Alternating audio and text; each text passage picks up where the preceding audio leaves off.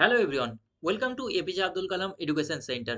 Last ক্লাসে পলিটির আমরা preamble topic নিয়ে আলোচনা করেছিলাম। আজকে আমরা আলোচনা করব ইউনিয়ন অ্যান্ড ইটস টেরিটরি সম্পর্কে। এই ইউনিয়ন অ্যান্ড ইটস টেরিটরি এটা হচ্ছে যে আমাদের কনস্টিটিউশনের ফার্স্ট পার্ট ওয়ান, তার মধ্যে রয়েছে আর্টিকেল 1 to 4। এর মধ্যে ইউনিয়ন অ্যান্ড ইটস টেরিটরি সম্পর্কে কিন্তু মেনশন রয়েছে। যদি পার্টের কথা বলি, তাহলে এটা কত নাম্বার পার্টে পাবো? পার্ট ওয়ানে পাবো। কনস্টিটিউশনের টোটাল কতগুলো পার্ট রয়েছে? পার্ট 25টা রয়েছে। 25টা পার্ট রয়েছে। কনস্টিটিউশন যখন মেকিং হয় তখন কতগুলো পার্ট ছিল? 22টা পার্ট ছিল। আর এটা ইউনিয়ন অ্যান্ড ইটস টেরিটরি, এটা কত নাম্বার আর্টিকেলের মধ্যে পাবো যদি বলি? তো আর্টিকেল 1 to 4 এর মধ্যে ইউনিয়ন অ্যান্ড ইটস টেরিটরি সম্পর্কে কিন্তু মেনশন রয়েছে। তো আজকের ক্লাসটা আমরা আমাদের আর্টিকেল 1 to 4 সম্পর্কেই থাকবে। আমরা বেশ কিছু পিওয়াই কিউ দেখবো, বেশ কিছু এমসিকিউস কোশ্চেন দেখবো, আর এর সাথে সাথে আমরা স্টেট রিঅর্গানাইজেশন যে টপিকটাও রয়েছে সেটাও কিন্তু এর মধ্যেই কভার আপ করে নেব। সো ক্লাসটা স্টার্ট করার পূর্বে আমরা যেমনটা অ্যানাউন্স করেছিলাম যে আমাদের প্রগতি 3.0 ব্যাচের যে লঞ্চ সেটা কিন্তু অলরেডি হয়ে গেছে। আমাদের অ্যাডমিশন প্রসেস স্টার্ট হয়ে গেছে। আর কিছুদিনের মধ্যেই কিন্তু আমাদের অ্যাডমিশন প্রসেস সেটা কিন্তু আমরা বন্ধ করে দেব, এবং যে ফিস আমাদের যে সিট সেটাও কিন্তু খুব লিমিটেড। অলরেডি অনেকেই অ্যাডমিশন নিয়ে নিয়েছে, তো তোমরাও চাইলে কিন্তু অ্যাডমিশনটা নিয়ে নিতে পারো। আমাদের এই ব্যাচের মধ্যে কি কি থাকছে তোমরা অলরেডি যারা ফলো করছো তারা তো দেখেছোই যে আমাদের রেগুলার ক্লাসেস রয়েছে। এছাড়াও যে মক টেস্ট রয়েছে, যেটা কম্পিউটার বেসড টেস্ট, যেটা হচ্ছে সব থেকে বেশি ইম্পর্টেন্ট তোমাদের কোয়ালিটি ইভ্যালুয়েশনের জন্য। তোমরা কি ধরনের প্রিপারেশন তোমাদের চলছে সেটা কি মাধ্যমে তোমরা কিভাবে বুঝবে, সেটা হচ্ছে মক টেস্টের মাধ্যমে, যেটা আমাদের একটা খুব ভালো ফিচার্স এর মধ্যে রয়েছে। উইকলি ভাইভার্স রয়েছে, এবার এছাড়াও রয়েছে ডাউট সলভিং সেশন রয়েছে। যদি কারো কোনো ডাউট থাকে ক্লাসের পাশাপাশি কিন্তু ডাউট সলভিং সেশনেও তোমরা সেই ডাউটগুলো কিন্তু সলভ করিয়ে নিতে পারো। আর এই টোটাল কোর্সটা যতদিন এক্সাম না হচ্ছে, আমাদের ক্লাস শুরু হয়ে যাবে জানুয়ারিতেই, জানুয়ারি 15 তারিখে পরে কিন্তু আমরা ক্লাস স্টার্ট করছি। আর এই যে তোমাদের এক্সামটা যখন হবে, অলরেডি তোমাদের এক্সামটা প্রায় মিড অফ আগস্ট বা সেপ্টেম্বরের প্রথমে কিন্তু এক্সামটা হয়ে যায়। আগস্টের মধ্যে কিন্তু এক্সাম হয়ে যায়। ততদিন কিন্তু আমাদের ক্লাস চলবে। আর এই ক্লাসের কম্প্রিহেন্সিভ ক্লাস থাকছে, এর মধ্যে কিন্তু পুরো সিলেবাসটাই কভার আপ করা হবে। এছাড়াও এই ক্লাসের মধ্যে আমাদের আরেকটা ইম্পর্টেন্ট যেটা থাকছে, সেটা থাকছে কি, সুপার 30 ব্যাচ। যারা প্রিভিয়াসলি আমাদের ব্যাচে ছিল তারা কিন্তু অবশ্য ভালো মতোই জানে যে সুপার 30 ব্যাচটা কি। যে আমাদের টোটাল যত স্টুডেন্ট থাকবে, আমরা যে সিবিটি বেসড যে মক টেস্টটা নিচ্ছি, এই মক টেস্টের থেকে কিন্তু আমরা 30 জনকে সিলেক্ট করব। এই 30 জনকে সিলেক্ট করব, এবং এই 30 জনকে স্পেশাল গাইডেন্স দেওয়া হবে যাতে তারা আরো ভালো পারফরমেন্স করতে পারে। সো এটাও আমাদের কিন্তু একটা স্পেশাল ফিচার্স থাকছে। আর এই পুরো কোর্সটাই কিন্তু তোমরা 1799 টাকার মাধ্যমেই পেয়ে যাচ্ছ। এর ছাড়া কিন্তু কিন্তু কোনো এক্সট্রা পেমেন্ট নেই। ঠিক আছে, পুরো কোর্সটাই কিন্তু এই 1799 টাকার মধ্যেই পেয়ে যাচ্ছ, কোনো এক্সট্রা পেমেন্ট নেই। তো চলো আজকের যে ক্লাস সেটা স্টার্ট করি। তো ফার্স্ট যেমনটা বললাম, আমাদের টপিক কি হচ্ছে আজকে, যে ইউনিয়ন অ্যান্ড ইটস টেরিটরি সম্পর্কে কিন্তু আমরা আজকে পড়বো। তো ইউনিয়ন অ্যান্ড ইটস টেরিটরি সম্পর্কে যদি দেখি, তো ফার্স্ট আমি বললাম যে আর্টিকেল কত, যে ফার্স্ট আর্টিকেল 1 to 4 আমরা দেখবো। তো আর্টিকেল 1 আগে আমরা দেখে নিই। ঠিক আছে, আর্টিকেল 1-এ কি বলা রয়েছে, যে India that is Bharat shall be the union of states. লিখে দিচ্ছি আমি, India that is Bharat shall be the union of state. ঠিক আছে, পুরো আর্টিকেলটা আর্টিকেল 1-এ কিন্তু এই পার্টটুকু রয়েছে। ঠিক আছে, এই আর্টিকেলের মধ্যে আমরা দুটো পার্ট পাবো। এখানেই তোমরা দেখছো ইন্ডিয়া দ্যাট ইজ ভারত, এটা হচ্ছে একটা পার্ট, আর shall be the union of states, এটা হচ্ছে সেকেন্ড পার্ট। তো ফার্স্ট ওয়ান এটা পার্ট, সেকেন্ড হচ্ছে এটা পার্ট। তো ফার্স্ট ওয়ানে আমরা কি দেখছি, ইন্ডিয়া দ্যাট ইজ ভারত। যদি আমি ফার্স্ট পার্টের কথা বলি, ঠিক আছে, ফার্স্ট পার্টে আমি কি দেখলাম, এটা দেখবো যে আমাদের name of the country, name of the country, যে আমাদের দেশের নামটা কি হবে। এটা একটা কন্ট্রোভার্সি ইস্যু চলছিল যে আমাদের দেশের নামটা কি। অনেকেই বলছিল যে আমাদের দেশের নাম হচ্ছে ইন্ডিয়া, আরেক কিছু লোক বলছিল যে আমাদের দেশের নাম কিন্তু ভারত। কিন্তু আর্টিকেল 1-এই কিন্তু এটা মেনশন রয়েছে যে আমাদের দেশের নাম দুটোই কিন্তু, ইন্ডিয়াও আমাদের দেশের নাম, ঠিক আছে, আমাদের দেশের নাম ভারত, ঠিক আছে, দুটোই কিন্তু ইউজ করা যেতে পারে। ঠিক আছে, আর সেকেন্ড যেটা পার্ট দেখলাম union of states, union of of states. এখান থেকে আরে কিছু জিনিস আমরা জানতে পাই যেটা লিখাচ্ছি না, তোমাদের এক্সাম পার্সপেক্টিভ অত বেশি ইম্পর্টেন্ট না, কিন্তু তোমরা মনে রাখবে যে ইউনিয়ন অফ স্টেটস যদি এখানে বলা হয় যে ইউনিয়নের মধ্যে কি কি আসছে, আমাদের ইউনিয়নের মধ্যে জানি যে আমাদের কি পাবো, দুটো জিনিস পাবো, ঠিক আছে। তো একটা পাবো যে স্টেটস, আমরা জানি কতগুলো স্টেট রয়েছে বর্তমানে, 28টা স্টেটস রয়েছে। আরেকটা কি জিনিস পাবো যে ইউটিস পাবো, ইউনিয়ন অ্যান্ড ইটস টেরিটরি, যেটা ইউনিয়ন টেরিটরি, যেটা কেন্দ্রশাসিত অঞ্চল, সেটা কতগুলো রয়েছে, 8টা রয়েছে। তোমরা কমেন্টের মাধ্যমে জানাবে যে আমাদের কেন্দ্রশাসিত অঞ্চলগুলো কি কি, এবং যে লেটেস্ট যেটা আমাদের ইউটি যেটা অ্যাড করা হয়েছিল, ঠিক আছে, সেটা কি, সর্ববৃহৎ ইউটি কি, ঠিক আছে। এগুলো কিন্তু এমসিকিউ, এগুলো কিন্তু তোমাদের এক্সামে এই ধরনের কোশ্চেন কিন্তু এসে থাকে।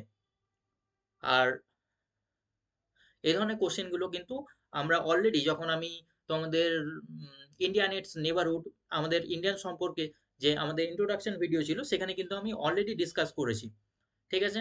তো এগুলো কিন্তু আনসার তোমরা কমেন্টের মাধ্যমে করবে। আর এখান থেকে আরেকটা জিনিস আমরা জানতে পাই যে ইউনিয়নটা কি ধরনের। একটা এখানে কোশ্চেন আসে যে ফেডারাল, ঠিক আছে, ফেডারাল অর ফেডারেশন, ঠিক আছে, যে ইন্ডিয়াকে ফেডারেশন বলা হয়। এখানে যখন কনস্টিটিউশন অ্যাসেম্বলি একটা ডিবেট হয়েছিল, তখন বি আর আম্বেদকর বলেছিল যে আমাদের দেশটা কি ফেডারাল। কিন্তু একটা জিনিস এখানে আরেকটা কোশ্চেন আসে যে ফেডারেশন, ঠিক আছে, এই কোশ্চেনটা কিন্তু আমাদের দেশ কি ধরনের country, federal country, federal country, ঠিক আছে। কিন্তু এই টার্মটা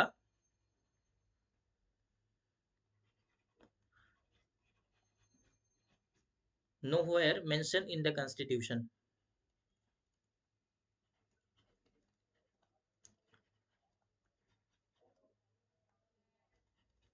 nowhere, যে ফেডারাল যে কান্ট্রিটা, আমাদের দেশটা কি ধরনের ফেডারাল, এটা কিন্তু কোথাও কনস্টিটিউশনে কিন্তু মেনশন নেই। তো ফেডারাল জিনিসটা কি, আমি কিন্তু ইন্ট্রোডাকশন ভিডিওতে, পলিটির যে ইন্ট্রোডাকশন ভিডিও, সেখানে কিন্তু আমি অলরেডি ডিসকাস করেছিলাম যে আমাদের দেশটা আমেরিকার মতো একটা ফেডারেল না, যে সমস্ত স্টেট গুলো একত্রে মিলিত হয়ে একটা চুক্তির মাধ্যমে, যে দেশ গঠন হয়, যেটা বেসিক্যালি ফেডারেলে হয়ে থাকে, সেটা কিন্তু ইন্ডিয়ার ক্ষেত্রে হয়নি। আমরা জানি যে আমাদের প্রিন্সিপাল স্টেট গুলো, যে আমাদের আদার্স যে ব্রিটিশ প্রভিন্স গুলো ছিল, সেগুলো কিন্তু একত্রে মিলিত হয়ে কিন্তু একটা দেশ গঠন করেছে। আর সব যে আমাদের প্রিন্সিপাল স্টেট, যেমন জুনাগড়, হায়দ্রাবাদ, আহ, আহ, কি বলে, জম্মু কাশ্মীর, তারা কিন্তু মিলিত হতে চায়নি, ঠিক আছে, তাদেরকে ফোর্সফুলি বা অ্যানেক্সেশনের মাধ্যমে কিন্তু অ্যাকোয়ার করা হয়েছিল। সো এটা কিন্তু আলাদা ধরনের একটা ফেডারেল কান্ট্রি। সো এখান থেকে একটা জিনিস মাথায় রাখবে যে এই ফেডারেল টার্মটা, এটা কিন্তু আমাদের কনস্টিটিউশনে মেনশন নেই। আর্টিকেল 1 থেকে এইটুকুটাই মনে রাখলেই চলবে। এবার চলো যে আর্টিকেল 2 এ দেখি আমরা কি মেনশন রয়েছে। আর্টিকেল 2 এর কথা যদি বলতে চাই, যে 2 নম্বর আর্টিকেলে কি রয়েছে, 2 নম্বর আর্টিকেলে বেসিক্যালি রয়েছে যে admission and establishment of the new states. লিখিয়ে দিই আমি,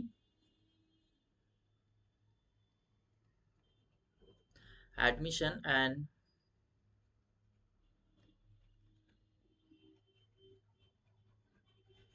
establishment of new new states. এখানে admission and establishment of new states বলতে, যেটা, যে ধরনের স্টেটটা not a part, of Indian territory.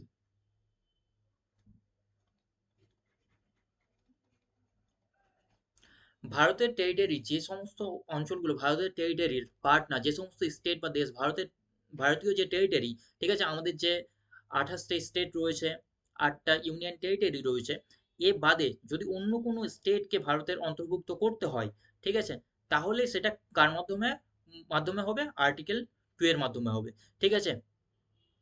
আমরা যে গ্রেটার ইন্ডিয়ার কথা বলি, ঠিক আছে, যদি এখন জানি যে বাংলাদেশে বিভিন্ন ধরনের প্রোটেস্ট, বিভিন্ন ধরনের আন্দোলন চলছে, যদি কখনো ইন্ডিয়া পাকিস্তান আর আমাদের বাংলাদেশকে একত্রিত করে নেয়, সেটা কত নম্বর আর্টিকেলের মাধ্যমে হবে, সেটা আর্টিকেল 2 এর মাধ্যমে হবে, যে admission and establishment of new states. আমাদের ভারতীয় অন্তর্ভুক্ত স্টেটের ক্ষেত্রে এটা লাগু না, বাইরে কোনো স্টেটকে যদি অ্যাকোয়ার করতে হয়, সেটা এটার মাধ্যমে হবে, admission and establishment of new states, ঠিক আছে। এখান থেকে আরেকটা জিনিস মনে রাখবো, এটা কিভাবে হবে, এটার জন্য কি ধরনের,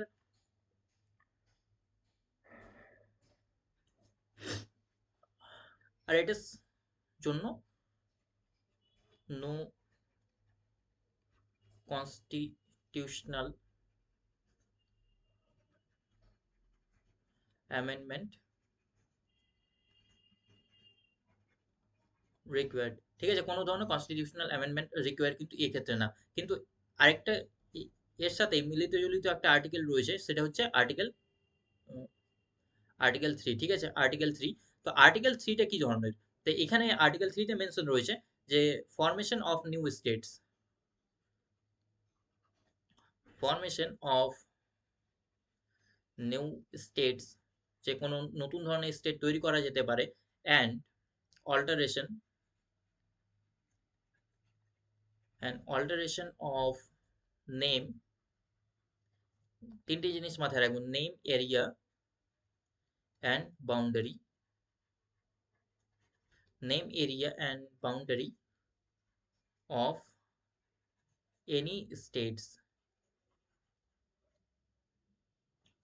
ঠিক আছে, তাহলে এখানে দুটো জিনিস পেলাম, তো formation of new states, formation of new state. তো আর্টিকেল 3 আর আর্টিকেল 2 এর মধ্যে এটাই ডিফারেন্স, যে আর্টিকেল 2 হচ্ছে যে ভারতের যে যে সমস্ত টেরিটরি ভারতের পার্ট না, এক্সিস্টিং না, সেটার ক্ষেত্রে, কিন্তু আর্টিকেল 3 হচ্ছে আমাদের যে সমস্ত রাজ্যগুলো, কেন্দ্রশাসিত অঞ্চল রয়েছে তার ক্ষেত্রে কিন্তু লাগু। তো ভারতের, আমাদের ধরে নাও যে আমরা জানি যে তেলেঙ্গানা কোথা থেকে আলাদা হয়েছে, যা আন্ধ্রপ্রদেশ থেকে তেলেঙ্গানাকে আলাদা করা হয় 2014 সালে। ঠিক আছে, এই যে দুটো স্টেটকে আলাদা করা হচ্ছে, এটা হচ্ছে কি ফরমেশন অফ নিউ স্টেট। একটা স্টেট থেকে আরেকটা স্টেট কিন্তু আলাদা করা হচ্ছে, বিহার থেকে ঝাড়খণ্ডকে আলাদা করা হয়েছে, এটা হচ্ছে কি ফরমেশন অফ নিউ স্টেটস হচ্ছে, তাই না? ঝাড়খণ্ড একটা নতুন নতুন স্টেট তৈরি হয়ে গেল বিহার থেকে, এই ধরনের। আরেকটা কি করা যেতে পারে, সেকেন্ড হচ্ছে কি alteration of name, area and boundary of any states. যা আমরা জানি যে ওয়েস্ট বেঙ্গলের নাম চেঞ্জ করে বাংলা রাখার কথা চলছে। ঠিক আছে, এই ধরনের যে ওড়িশা ওড়িশা যে ওড়িয়ার স্পেলিং যে চেঞ্জ হয়েছে, ঠিক আছে, সেই ধরনের বিষয়গুলো, যে অল্টারেশন অফ নেম, নাম চেঞ্জ করা যেতে পারে, এরিয়া চেঞ্জ করা যেতে পারে, আর কি বাউন্ডারি চেঞ্জ করা যেতে পারে অফ এনি স্টেটস। এটা কার মাধ্যমে হবে? আর্টিকেল 3 মাধ্যমে হবে। ঠিক আছে, আরেকটা জিনিস এখানে আমরা মাথায় রাখবো, যে যদি কোনো একটা স্টেটস, বেসিক্যালি যে ভারতের পার্ট, এমন কোনো টেরিটরি যে পার্ট অফ ইন্ডিয়া, যদি ভারতের পার্ট অফ ইন্ডিয়াকে, ঠিক আছে, অন্য কোনো টেরিটরিকে গিভ অ্যাওয়ে করে দেওয়া হয়, দিয়ে দেওয়া হয়, তাহলে সেটার ক্ষেত্রে কি রিকোয়ার, যে কনস্টিটিউশনাল কনস্টিটিউশনাল অ্যামেন্ডমেন্ট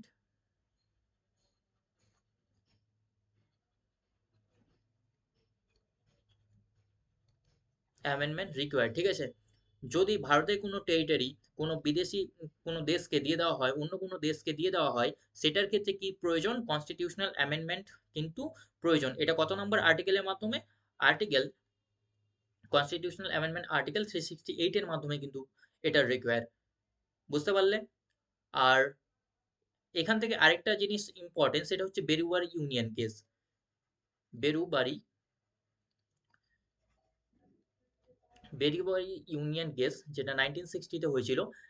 আর এই 1960-তে সুপ্রিম কোর্ট জাজমেন্ট দেয় যে হ্যাঁ, যদি ভারতীয় কোনো টেরিটরি বিদেশি কোনো দেশকে দেওয়া হয়, অন্য কোনো দেশকে দেওয়া হয়, সেটার জন্য কি প্রয়োজন?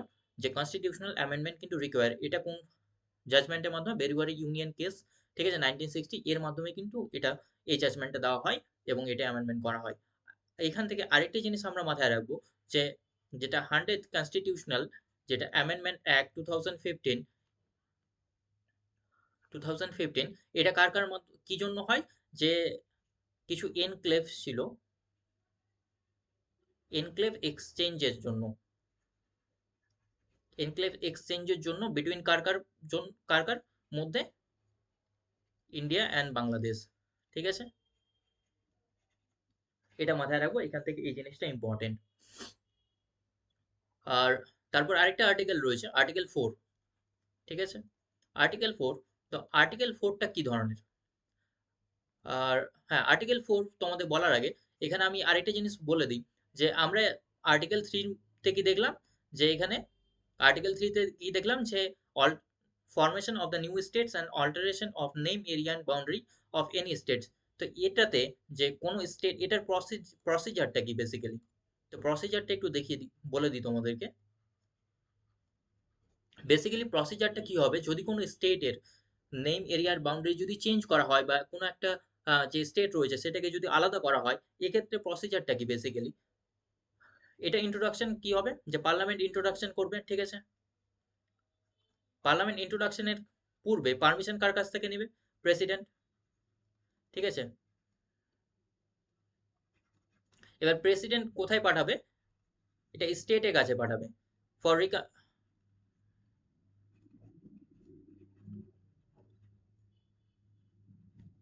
রিকমেন্ডেশন, ঠিক আছে। প্রেসিডেন্ট কোথায় পাঠালো, স্টেট, স্টেট কি করবে, স্টেটের কাছে গেল সেটা রিকমেন্ডেশনের জন্য, কিন্তু এটা কি নট ম্যান্ডেটরি, ঠিক আছে।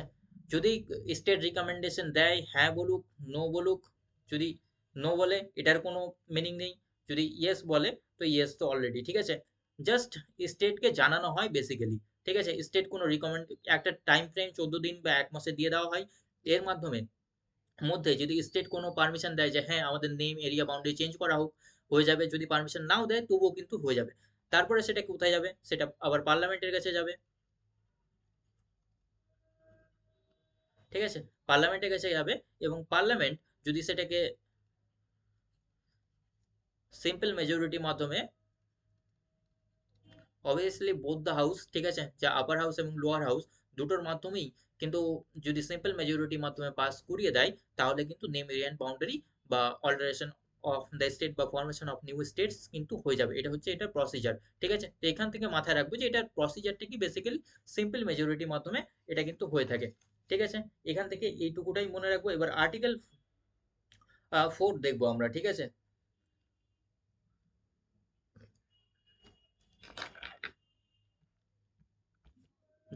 আর্টিকেল 4 এর মধ্যে কি রয়েছে,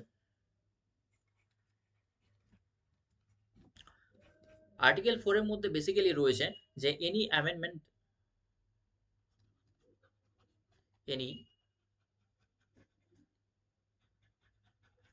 amendment done to give effect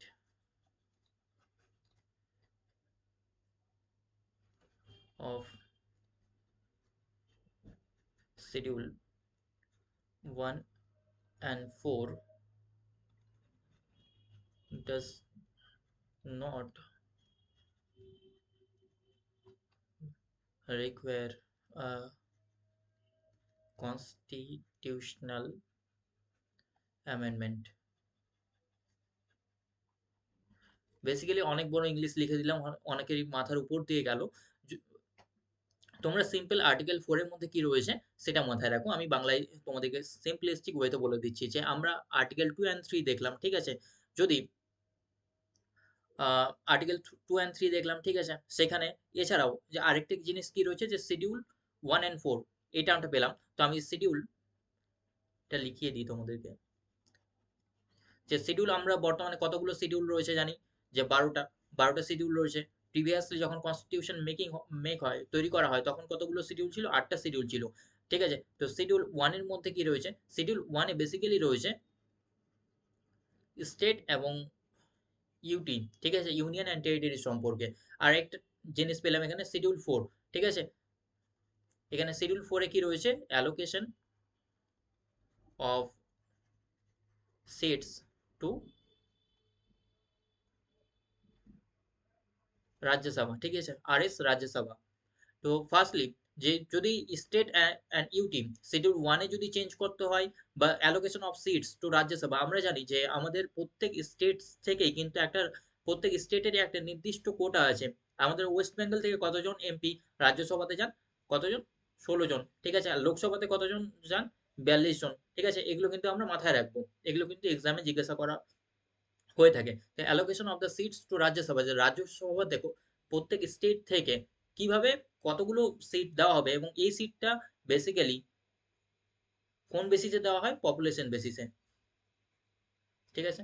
population বেসিসেই কিন্তু সিট ডিলিমিটেশন করা হয়ে থাকে। এই ডিলিমিটেশন কে করে? যে আমরা জানি যে ডিলিমিটেশন যে কমিশন, সেই ডিলিমিটেশন কমিশন কিন্তু এই সিট ডিলিমিটেশন করে, ঠিক আছে, রিঅর্গানাইজেশন করে। তো বেসিক্যালি আরেকটা জিনিস বলতে বলতে অনেক ডিটেলস হয়ে যাচ্ছে, অনেক ডেপথ হয়ে যাচ্ছে। তো এখন মাথায় রাখবে যে কতগুলো আমাদের ডিলিমিটেশন কমিশন এখন পর্যন্ত গঠন হয়েছে। মাথায় রাখবো চারটা, ঠিক আছে, চারটা ডিলিমিটেশন কমিশন এখন পর্যন্ত কিন্তু গঠন হয়েছে। কবে কবে? 19 1951, ঠিক আছে, 1961 and 71 and 2001, ঠিক আছে, এগুলো কিন্তু মাথায় রাখবো। অ্যান্ড 2002 মনে হয়, ঠিক আছে। এই 4 সালে বেসিক্যালি 4টা সাল, এই চারবার ডিলিমিটেশন কমিশন কিন্তু গঠন হয়েছে এবং রিসেন্টলি 2027-এর জন্য আবার গঠন করার কথা চলছে, ঠিক আছে। এই নিয়ে বিভিন্ন সাদার্ন স্টেট অনেক ধরনের প্রোটেস্ট জানাচ্ছে। যখন আরো ডিটেলস তোমাদেরকে ক্লাসে আমি ইন্টারাকশন হবে তোমাদের সাথে, আরো ডিটেলসলি আলোচনা করবো সেই বিষয়গুলো নিয়ে। তো আমরা বেসিক্যালি এখানে ছিলাম যে আর্টিকেল 4 সম্পর্কে। এখানে allocation of the seats to Rajya Sabha. আমরা জানি পার্লামেন্টের দুটো হাউস রয়েছে, একটা রয়েছে আপার হাউস, একটা রয়েছে লোয়ার হাউস। আপার হাউসকে বলা হয় রাজ্যসভা, লোয়ার হাউসকে বলা হয় লোকসভা। তো এই লোকসভার সিট অ্যালোকেশনের বিষয় কিন্তু শিডিউল 4 এ রয়েছে। তো কোনো যদি শিডিউল 1 এন্ড 4 এ যদি কোনো রকম চেঞ্জ করতে হয়, সেটা কিন্তু কনস্টিটিউশনাল অ্যামেন্ডমেন্টের মাধ্যমে চেঞ্জ করার প্রয়োজন নেই। সেটা সিম্পল অ্যামেন্ডমেন্টের মাধ্যমেই কিন্তু চেঞ্জ করা যেতে পারে। আর কনস্টিটিউশনাল অ্যামেন্ডমেন্ট বেসিক্যালি কত নম্বর আর্টিকেলের মাধ্যমে হয়? 368। তো এটুকুনা মনে রাখলেই কিন্তু এখান থেকে চলবে। এবার তোমাদের যে আরেকটা জিনিস, এখানে আমাদের যে আর্টিকেল 1 টু 4, আর্টিকেল 1 টু 4 কিন্তু এখানেই আমাদের শেষ হলো। যদি কারো কোনো ডাউট থাকে অবশ্যই কমেন্টের মাধ্যমে জানাবে। এছাড়াও আমাদের যে টেলিগ্রাম চ্যানেল রয়েছে সেখানেও তোমরা জয়েন করে কিন্তু নিজের কোয়ারিজ রেজ করতে পারো। এবার আমরা নেক্সট পার্টটা পড়বো, সেটা হচ্ছে কি রিঅর্গানাইজেশন অফ দ্য স্টেট, ঠিক আছে, রিঅর্গানাইজেশন অফ স্টেটস। তো স্টেটগুলোকে কিভাবে কোন বেসিসে রিঅর্গানাইজেশন করা হবে? আমরা জানি যে 15ই আগস্ট 1947 সালে যখন আমরা স্বাধীনতা পাই, তখন কিন্তু এখন যে আমাদের স্টেটের ক্রাইটেরিয়া, এখন যে আমরা স্টেট যে দেখছি তার বাউন্ডারি, তার নেম, তখন কিন্তু এরকম ছিল না। তখন কিন্তু 4টা ভাগে আমাদের স্টেটগুলো বিভক্ত ছিল। সেগুলোকে part A, B, C and D, ঠিক আছে। এই 4টা পার্ট কিন্তু ছিল আমাদের তখনকার প্রভিন্সে। বেসিক্যালি পার্ট এ তে কোনগুলো ছিল? আমাদের যে ব্রিটিশ প্রভিন্স, যেগুলোতে ব্রিটিশরা ডিরেক্টলি যেগুলোতে রুল করতো। পার্ট বি তে ছিল যেগুলো প্রিন্সিপাল স্টেট, যার লেজিসলেচার ছিল, ঠিক আছে। পার্ট সির মধ্যে প্রিন্সিপাল স্টেট যার কোনো লেজিসলেচার ছিল না। পার্ট এর মধ্যে আমি বেসিক্যালি এক্সাম্পল গুলো দিয়ে দিই। এখানে 7টা তোমাদের ছিল, 7টা যে ব্রিটিশ প্রভিন্স, সেগুলো কি কি? যে আমাদের জানি যে বাংলা, বিহার, ইউনাইটেড প্রভিন্স, ঠিক আছে। এছাড়াও ছিল ওখানে পাঞ্জাব, আসাম, বোম্বে অ্যান্ড মাদ্রাজ, ঠিক আছে। এই 7টা কিন্তু ছিল। এই যদি পার্ট বি এর কথা বলি, এত ডিটেলস তোমাদেরকে মনে রাখার দরকার নেই, সিম্পল তোমরা শুনে নাও একবার।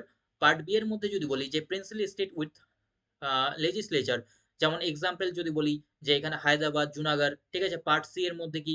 যে প্রিন্সিপাল স্টেটস উইদাউট লেজিসলেচার, যেমন কি ভোপাল রয়েছে, ঝাঁসি রয়েছে, এগুলো রয়েছে। পার্ট ডি এর মধ্যে কি? যে আন্দামান আর নিকোবর। এইভাবে কিন্তু বিভক্ত ছিল। আমরা জানি 500রও বেশি কিন্তু প্রিন্সিপাল স্টেট সেই মুহূর্তে ছিল। এছাড়াও কি কি ছিল? যে আমরা দেখেছি যে জুনাগড়, হায়দ্রাবাদ, জম্মু কাশ্মীরের মতো কিন্তু প্রিন্সিপাল স্টেটও ছিল। তো এই মতো অবস্থায় স্টেটসকে কিভাবে রিঅর্গানাইজেশন করা যায়, সেটাই কিন্তু একটা বড় চ্যালেঞ্জ ছিল। আর এই বেসিসেই কিন্তু লিঙ্গুইস্টিক স্টেটসের যে ডিমান্ড, সেটা কিন্তু কি বেসিসে? লিঙ্গুইস্টিক স্টেটস, তার ডিমান্ড কিন্তু খুব রাইজ হয় যে ভাষার ভিত্তিতে আমরা কিন্তু স্টেট চাই।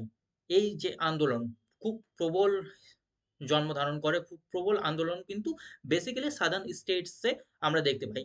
এই জন্যই আমাদের স্টেটগুলো কোন বেসিসে, কোন ক্রাইটেরিয়ার উপরে ডিভাইড করা হবে, বিভক্ত করা হবে বা গঠন করা হবে, সেই জন্যই কিন্তু আমরা বেশ কিছু কমিটি দেখবো, ঠিক আছে। তো ফার্স্টলি কমিটিগুলোর মধ্যে কি দেখবো?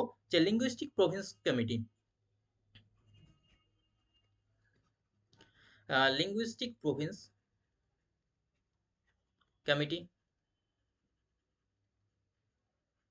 লিঙ্গুইস্টিক প্রভিন্স কমিটি, এটার আরেকটা নাম রয়েছে কি? যে এটার যদি আরেকটা নাম বলি, সেটা হচ্ছে এসকে ধার কমিটি, ঠিক আছে। 1948 এসকে ধার কমিটি। তারা কি বলে? যে তারা কিন্তু কোনো রকম পারমিশন দেয়নি যে লিঙ্গুইস্টিক বেসিসে কোনো রকম স্টেট তৈরি করা যাবে না, ঠিক আছে। এর মাধ্যমে কি হতে পারে যে স্টেট আরো ডিসইন্টিগ্রেশন হয়ে যেতে পারে, অনেকগুলো স্টেট তৈরি হয়ে যেতে পারে, কারণ আমরা জানি যে ভারতে অনেকগুলো ভাষা রয়েছে, তাই না? সেই জন্যই কিন্তু তখন এটা পারমিশন দেওয়া হয়নি, কিন্তু এই ভাষা আন্দোলন আরো প্রবল রূপ ধারণ করে, ঠিক আছে। তখন কংগ্রেসের যে নিজস্ব ওয়ার্কিং কমিটি, তার মাধ্যমে আহ, একটা কমিটি দেখবো যে জেভিপি কমিটি, ঠিক আছে। এর মধ্যে এখানে কে ছিলেন, যে জওহরলাল নেহেরু, বল্লভভাই প্যাটেল আর পট্টাভি সীতারামাইয়া, ঠিক আছে। আমি আরেকবার বলে দিচ্ছি, জওহরলাল নেহেরু, ঠিক আছে, পট্টাভি সীতারামাইয়া আর বল্লভভাই প্যাটেল, ঠিক আছে। তিনারাও কিন্তু যখন কমিটির ওয়ার্কিং কমিটির যে রিপোর্টটা দেন, সেখানেও তারা কিন্তু পারমিশন দেননি যে লিঙ্গুইস্টিক বেসিসে কিন্তু আমরা স্টেট তৈরি করতে পারি না, ঠিক আছে। আর এটাও কত, 1940, 1948। এখান থেকে তোমরা আরেকটা জিনিস মাথায় রাখবে, যে আয়রন ম্যান অফ ইন্ডিয়া নামে কে পরিচিত। আয়রন ম্যান অফ ইন্ডিয়া, ঠিক আছে, বল্লভ বল্লভভাই প্যাটেল, ঠিক আছে। বল্লভভাই প্যাটেল কিন্তু আয়রন ম্যান অফ ইন্ডিয়া নামে পরিচিত, ঠিক আছে। এখান থেকে এটা কিন্তু আমরা মাথায় রাখবো। এবার নেক্সট যদি বলি, নেক্সট তারপরে কি হয়েছিল, যে 1950-তে, 1953, ঠিক আছে। ততদিন পর্যন্ত, কারণ 1951-এ আমরা জানি যে ভোট হয়, ন্যাশনাল ইলেকশন হয় 1951-52 এর স্টার্টিং এ, তখন কিন্তু মানে যেহেতু তার আগে কোনো স্টেট, ন্যাশনাল স্টেট ছিল না, সেই জন্যই কিন্তু কোনো রকম স্টেট গঠন করা হয়নি। এবং সরি, আমরা জানি যে 1951-এ যখন ন্যাশনাল ইলেকশন হয়, তার আগে কিন্তু কোনো রকম স্টেট গঠন করা হয়নি, এবং 1952 এর পরে যখন ইলেকশন হয়ে যায়, তখন কিন্তু আবার আন্দোলন কিন্তু চরম আকার ধারণ করে। এই চরম আকার ধারণ করার ফলে কিন্তু 1953-তে আমরা যদি দেখি, তখন কিন্তু আন্দোলন,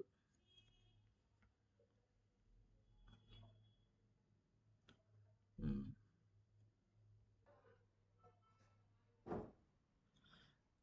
হ্যাঁ, তো আমরা যেখানে ছিলাম যে 1953-তে, তখন কিন্তু সাউথ, যে সাদার্ন যে স্টেট গুলো রয়েছে, বেসিক্যালি যে মাদ্রাজ, ঠিক আছে, যে অন্ধ্রপ্রদেশ, সেখানে কিন্তু ভাষা আন্দোলন আরো চরম আকার ধারণ করে। চরম আকার ধারণ করার ফলে এখানে আমরা লং একটা প্রোটেস্ট দেখবো, কার নেতৃত্বে, যে পট্টাভি পট্টাভি শ্রী রামালু, শ্রী,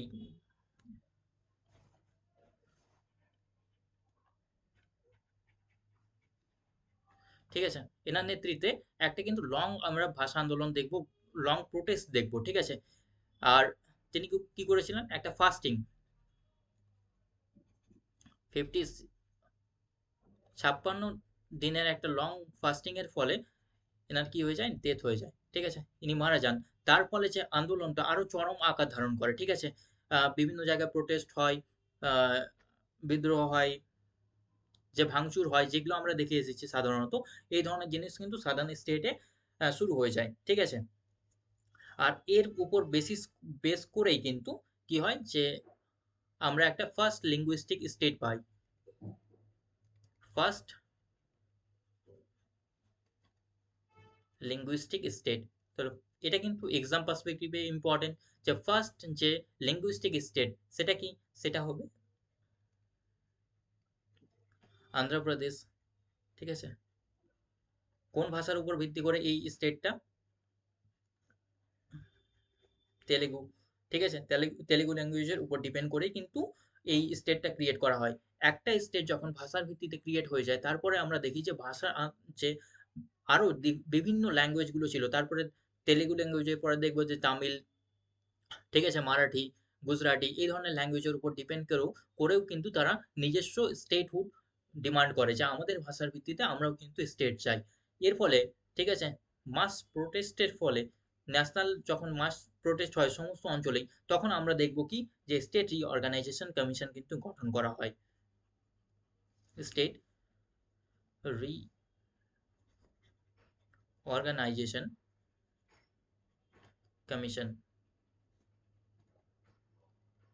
স্টেট রিঅর্গানাইজেশন গঠন করা হয়। এটা কবে, 19 1953-তে, ঠিক আছে।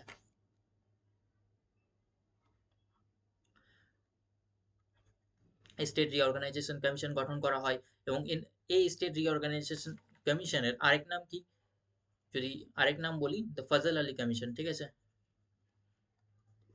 ফজল আলী কমিশন, এটা মাথায় রাখবো যে এটা কিন্তু ফজল আলী কমিশন। এবং এছাড়াও আরো দুজন এখানে সদস্য ছিলেন, কে, H N Kunzru, H N Kunzru, H U Kunzru এবং কে এন পান্নিকার, ঠিক আছে। এইচ এন খুচরু এবং K N Panikkar 3 member body ছিল, 3জন সদস্য ছিলেন, ঠিক আছে, স্টেট রিঅর্গানাইজেশন কমিশনে। এবং এনারা একটা রিপোর্ট দেন। এই রিপোর্টে বলা হয়, ঠিক আছে, যে ল্যাঙ্গুয়েজ যে ক্রাইটেরিয়া সেটাকে ইয়েস বলে দেয়, যে ল্যাঙ্গুয়েজ ক্রাইটেরিয়ার উপর বেস করে স্টেট গঠন করা যাবে, ঠিক আছে। কিন্তু বিভিন্ন ক্রাইটেরিয়া এখানে রেখে দেয়, যে ল্যাঙ্গুয়েজ ক্রাইটেরিয়া উপর বেস করে স্টেট গঠন হলেও সেখানে যাতে ওয়েলফেয়ার পার্সপেক্টিভ দেখা হয়, ন্যাশনাল সিকিউরিটি পার্সপেক্টিভ দেখা হয়, এই বেসিসে তারা রিপোর্ট দেন। এবং তেনারা বলেন যে 16টা স্টেট, ঠিক আছে, 16 স্টেটস এবং 6টা ইউটিস গঠন করার পারমিশন দেন। সেই অনুযায়ী আমরা দেখব যে, সরি, 3টা ইউটি, 16টা স্টেট আর 3টা ইউটি গঠন করার পারমিশন দেয়। এবং সেই অনুযায়ী আমরা দেখব কি, যে স্টেট রিঅর্গানাইজেশন অ্যাক্ট পাস হয় 1956-এ। 1956 সালে স্টেট রিঅর্গানাইজেশন অ্যাক্ট পাস হয়। এবং সেই অনুযায়ী আমরা দেখব যে 14টা স্টেট গঠন করা হয় আর 6টা ইউটি গঠন করা হয়, ঠিক আছে। 14টা স্টেট এবং 6টা স্টেট, 6টা কিন্তু ইউনিয়ন টেরিটরি কিন্তু গঠন করা হয়। এই ছিল পুরো কাহিনী তোমাদের union and it's territory, sorry, তোমাদের স্টেট রিঅর্গানাইজেশন সম্পর্কে। এবং এখান থেকেও আরো বেশ কিছু জিনিস ইম্পর্টেন্ট, যেটা তোমরা এই লিস্টটা স্ক্রিনশট নিয়ে রেখে দাও। এবং কোন স্টেট কত সালে গঠন করা হয়েছিল সেটাও কিন্তু তোমরা এখানে দেখতে পারো। এখানে পট্টি শ্রী রামালুর কথা এখানে মেনশন রয়েছে, সেটাও তোমরা দেখতে পারো, ঠিক আছে। এটা মেনশন রয়েছে মহারাষ্ট্র থেকে গুজরাট আলাদা হয় 1960 সালে, ঠিক আছে। আসাম থেকে নাগাল্যান্ড আলাদা হয় 1963 সালে, ঠিক আছে। ঠিক একইভাবে হরিয়ানা, হিমাচল প্রদেশ, পাঞ্জাব এই সমস্ত আলাদা হয় 1966 সালে, ঠিক আছে। এই ধরনের এই লিস্টটা তোমরা স্ক্রিনশট নিয়ে রেখে দাও, এটা তোমরা যখন ফাঁকা সময় পাবে তখন দেখে নেবে। এছাড়াও আমরা আর কি দেখবো এই ক্লাস থেকে, যে কিছু র্যাপিড ওয়ান লাইনার দেখবো আমরা আজকে। র্যাপিড ওয়ান লাইনার বলতে কি, যেটা এক্সাম রিলেটেড। আমি অলরেডি তোমাদেরকে এগুলো বলেই দিয়েছি, তবুও এখান থেকে তোমরা কিন্তু স্ক্রিনশট নিয়ে রেখে দাও, বা এটা কিন্তু তোমরা দেখে নিতে পারো। যেমন আর্টিকেল 1-এ কি মেনশন রয়েছে ফেডারেশন সম্পর্কে, এই টার্মটা কোথাও কনস্টিটিউশনে মেনশন নেই, ঠিক আছে। একটা কুইক রিক্যাপ বলতে পারো, যেটা ক্লাসে আমরা আলোচনা করলাম সেটাই এখানে রয়েছে। আর্টিকেল 2-এ বেসিক্যালি কি রয়েছে, the power of the parliament to admit new states. যদি কোশ্চেন এমন আসে যে নতুন কোনো স্টেটস অ্যাডমিট করার পাওয়ার কার রয়েছে, এটা পার্লামেন্টের রয়েছে, ঠিক আছে। আর্টিকেল 3 কথা যদি বলি, ঠিক আছে, যে ইন্টারনাল রিঅর্গানাইজেশন, যেটা অলরেডি বললাম যে এটা নেম, এরিয়া, বাউন্ডারি চেঞ্জ করার ক্ষেত্রে কোনো স্টেট নিজস্ব ক্ষেত্রে অর্থাৎ ইন্ডিয়ান টেরিটরির মধ্যে এটা কিন্তু লাগু হবে, ঠিক আছে। বেসিক্যালি এগুলো রয়েছে এই র্যাপিড ওয়ান লাইনারে। নেক্সট দেখি এখানে কি রয়েছে, যে parliament is not bound by, যেটা অলরেডি বললাম যে প্রসিজারের মধ্যে বললাম কি, যে পার্লামেন্ট কিন্তু বাউন্ডিং না, যে স্টেটের ভিউটা কি, ঠিক আছে। আর্টিকেল 4-এর মধ্যে কি রয়েছে সেটাও বললাম, ঠিক আছে, যে কনস্টিটিউশনাল অ্যামেন্ডমেন্টের কোনো প্রয়োজন নেই, রিঅর্গানাইজেশনের ক্ষেত্রে সিম্পল মেজরিটি প্রয়োজন, ঠিক আছে। বেরুবারি ইউনিয়ন কেস সেটার ক্ষেত্রেও বললাম, ঠিক আছে। এখান থেকে একটা ইম্পর্টেন্ট মাথায় রাখবে, যে সিকিম কত সালে ইন্ডিয়ার অন্তর্ভুক্ত হয়, যে কত নম্বর অ্যামেন্ডমেন্টের মাধ্যমে, 36 অ্যামেন্ডমেন্ট 1975-এর মাধ্যমে, ঠিক আছে। ফজল আলী কমিশন অলরেডি বললাম, বা state reorganisation commission 1953, Fazal Ali commission, ঠিক আছে। বা স্টেট রিঅর্গানাইজেশন অ্যাক্ট কত সালে আছে, 1956, ঠিক আছে। এই রিঅর্গানাইজেশন অ্যাক্টের মাধ্যমে কিন্তু এটা মাথায় রাখবে, যে অ্যাক্টে কিন্তু বলা হয় তৈরি করা হয় 14টা স্টেট, ঠিক আছে, আর 6টা ইউটি। আর ফজল আলী কমিশন রিকমেন্ড করে কি, 16টা স্টেট, 16টা স্টেট আর কি 3টা ইউটি, ঠিক আছে। এটা কিন্তু কনফিউশন হতে পারে তোমাদের, সো এটা মাথায় রাখবে এখান থেকে। এবার আমরা কিছু প্র্যাকটিস কোশ্চেন দেখবো এখান থেকে, ঠিক আছে। প্র্যাকটিস কোশ্চেন তো তোমরা এখানে দেখতে পারো, যে ফার্স্ট কোশ্চেন কি রয়েছে, যে which article of the constitution describes India as a union of the states. So কোন আর্টিকেল, অবশ্যই কমেন্টের মাধ্যমে জানাবে, আমি এখানে আনসার করছি না। Who has the power to form a new states to alter the boundary of the existing states. এটার পাওয়ার কার রয়েছে? যে আমাদের এক্সিস্টিং স্টেটস যে রয়েছে সেটার বাউন্ডারিটা চেঞ্জ করার পাওয়ার কার রয়েছে? Then question 3, under Article 3, a bill to alter the name of the state can be introduced in the parliament only with the prior recommendation of প্রসিজারে ওখানে তোমাদেরকে বললাম যে এখানে কার রিকমেন্ডেশন দরকার, ঠিক আছে, এটা আনসার করবে তোমরা। Then question 4, to change the boundary of a states what type of the majority is required in the parliament, পার্লামেন্টে কি ধরনের মেজরিটি প্রয়োজন। Next question 5, which commission recommended the formation of the states on the basis of the language of the linguistic states, এর মধ্যে কোন commission যে ল্যাঙ্গুয়েজের বেসিসে যে স্টেট তৈরি করা যাবে এটা পারমিশন দিয়েছিল। নেক্সট যদি বলি যে question number 6, which of the following is not a part of the territory of India under article 1, ঠিক আছে, এটা কোশ্চেন করবে যে আর্টিকেল 1 অনুযায়ী কোনটা ইন্ডিয়ান টেরিটরি পার্ট না। The constitution of India describe India as, আমাদের কনস্টিটিউশন অফ ইন্ডিয়া ইন্ডিয়াকে কিভাবে ডেসক্রাইব করেছে, এই কোশ্চেনের আনসার তোমরা করবে। হ্যাঁ, এখান থেকে আমার আরেকটা জিনিস মনে পড়লো, তোমাদেরকে লিখিয়ে দিই যে, ঠিক আছে, একটা স্লাইড অ্যাড করে দিই।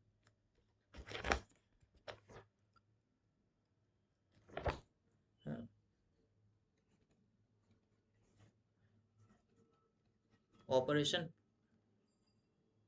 অপারেশন পোলো, ঠিক আছে, অপারেশন পোলো কার বিরুদ্ধে হয়েছিল?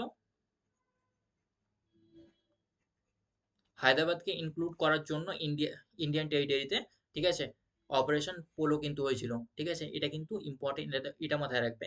আরো কিছু কোশ্চেন তোমাদেরকে দিয়ে দিই যে আমাদের যে জুনাগড়, ঠিক আছে, জুনাগড়কে ইন্ডিয়াতে ইনক্লুড করার জন্য কোন অপারেশন হয়, ঠিক আছে, এটা তোমরা কিন্তু আনসার করবে। আর আনসার কিন্তু আমরা আমাদের টেলিগ্রাম যে চ্যানেল রয়েছে সেখানে কিন্তু শেয়ার করে দেব। আর অবশ্যই কমেন্টের মাধ্যমে আনসারগুলো করবে তোমরা, কার কথা ঠিক হলো তোমরা টেলিগ্রাম চ্যানেলে জয়েন করেই কিন্তু সেটা আনসারগুলো পেয়ে যাবে। আর টেলিগ্রাম চ্যানেল হচ্ছে আমাদের এপিজেএসসি, আমি লিখেই দিচ্ছি নিচে, ঠিক আছে। এছাড়াও আমাদের যে ব্যাচ সেটা অলরেডি স্টার্ট হয়ে গেছে, অ্যাডমিশন স্টার্ট হয়ে গেছে যে প্রগতি 3.0, সেটা ক্লাসটা আমাদের কি ধরনের হবে? অনলাইন ক্লাস হবে, ঠিক আছে, এটা হচ্ছে আমাদের পুরো ফ্যাকাল্টিস এবং আমাদের যে টিম মেম্বার সবারই এখানে ফটোস রয়েছে, সো তোমরা দেখে নিতে পারো আর জয়েন করতে পারো আমাদের সাথে। এটা আমাদের কন্ট্যাক্ট নাম্বার, যে কোনো ডাউটের জন্য এখানে তোমরা কন্ট্যাক্ট করতে পারো। আর এপিজেএসসি এটা হচ্ছে আমাদের টেলিগ্রাম চ্যানেল, সেখানে তোমরা অ্যান্সার এবং ডেইলি নোটস পেয়ে যাবে। এছাড়াও আমরা ডেইলি বেসিসে এখানে যে এমসিকিউ কোশ্চেন দিচ্ছি সেখানেও তোমরা জয়েন করে কিন্তু এমসিকিউ কোশ্চেনে পার্টিসিপেট করতে পারো আর নিজের নলেজটা এনহান্স করতে পারো। তো আজকের এই পর্যন্তই, আবার দেখা হচ্ছে নেক্সট ভিডিওতে। আর অবশ্যই কমেন্টের মাধ্যমে আনসার করবে, ভিডিওটা কেমন লাগলো অবশ্যই জানাবে। আর ঠিক আছে, see you in the next video, thank you.